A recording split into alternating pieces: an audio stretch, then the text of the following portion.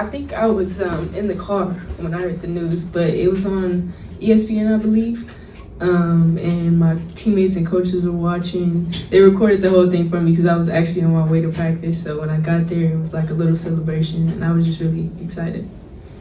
Hey, Juju. Man, it's crazy just, seeing your journey from the start.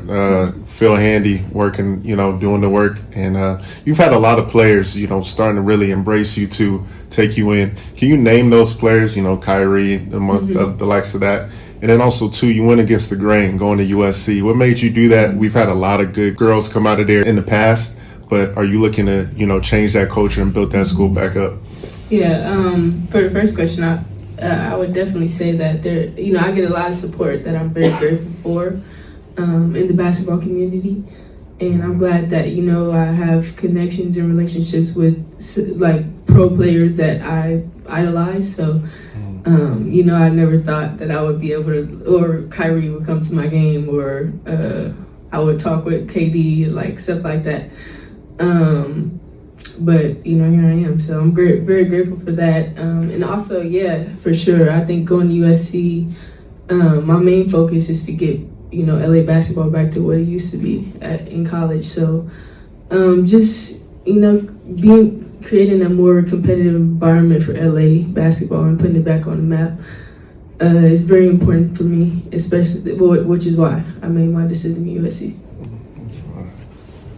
The Sporting Tribune here. I've been watching you since you transferred from Windward to Sierra. I think it's not too much of a stretch to say you might be the best scorer here, boys or girls, but I think that your rebounding and your defense is very impressive, and I think you really made strides this season. What type of work have you been putting into those areas, and how do you see your defense translating to the next level? Yeah, I think that I've become way more motivated on defense, getting steals, getting blocks, because I just having more fun with it. I feel like defense is fun when you can create a steal or give your teammates energy. That's really fun. But I would definitely say I've been working on like my pace and just being more controlled and taking less dribbles. So that's what I've been working on. Hey, Juju, Kristen Peak, Yahoo Sports. A lot of questions have been asked to the boys team, the guys on the boys team, who they would want on their team from the girls team, and a lot of them have said you. Who would you want from the boys side on a team of like 2-on-2 as your teammate? I would say Isaiah Collier. I feel like he's like a really good passer, so I could definitely see him giving some dimes. Nothing to do with the fact he's going to USC too. I mean, it might, fight on. Juju, East, West, who surprised you on the West team so far playing with them this week? I wouldn't say I'm really surprised. I think that, everybody's here for a reason and they're very talented, so I wouldn't say I'm surprised by anybody, but, they're great players and I'm just happy to be here with them. And who on the East team are you most scared of tomorrow? No, I'm not scared.